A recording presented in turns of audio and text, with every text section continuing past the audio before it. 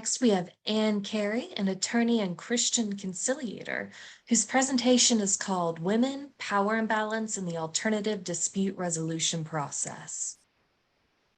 Well, good afternoon, everyone. I am having some technical issues here, so I hope everyone can hear me. I appreciate and have thoroughly enjoyed the opportunity to be here today.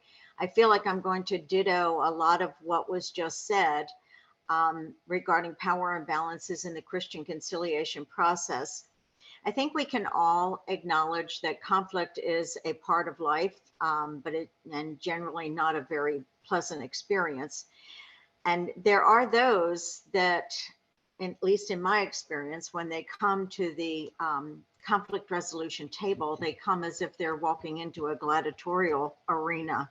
It's a win-lose situation for them.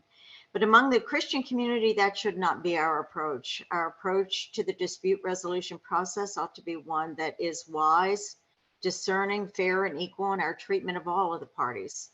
We ought to strive for a result that is reasoned and biblical. It is true, and I think we acknowledge that male leadership of pastors and elders is considered by many Christian churches as a biblical principle, but that's not what we're discussing here today, or at least not what I'm discussing today. The biblical principle of treating all people with equal value is what I think is really important and what I want to address today. The principle is not to be ignored in any type of hearing, conciliation, or mediation process. God created us all equal. On a deeper level, when a power imbalance exists at the conflict resolution table, it may be used to threaten the disadvantaged party, whether it's male or female. The ability of anyone to coerce, control, abuse, or intimidate a party during the process does not allow for a reasoned, fair, and balanced result. Those of us who serve in the Christian community must be aware and be prepared with a plan to address imbalances that are used improperly before the process begins. Of note, we must not ignore power struggles between those in leadership who may have their own agenda or their own fellow relationships.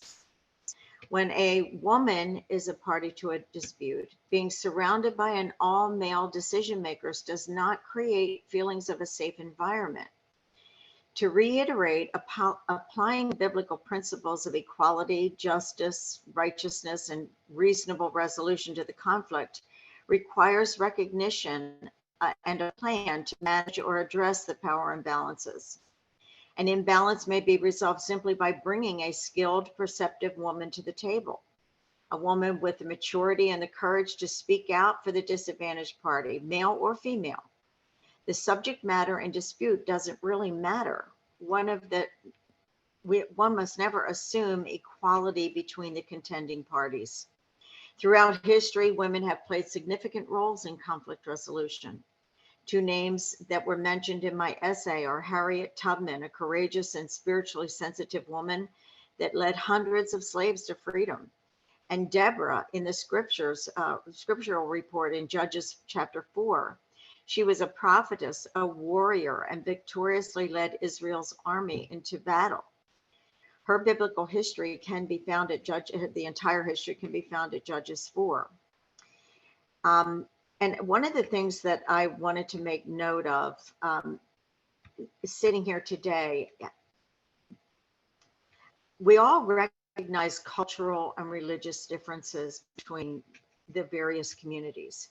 However, my challenge to those who are not constrained by any particular reasoning or law and are involved in religious conflict resolution forums is to intentionally strive to provide safety and equality between the contending parties.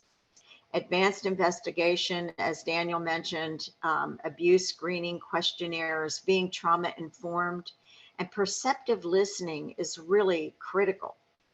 They all help to provide a fair and reasoned outcome. If power imbalances are detected, please make a plan for management and safety. And thank you again for the opportunity to be here today.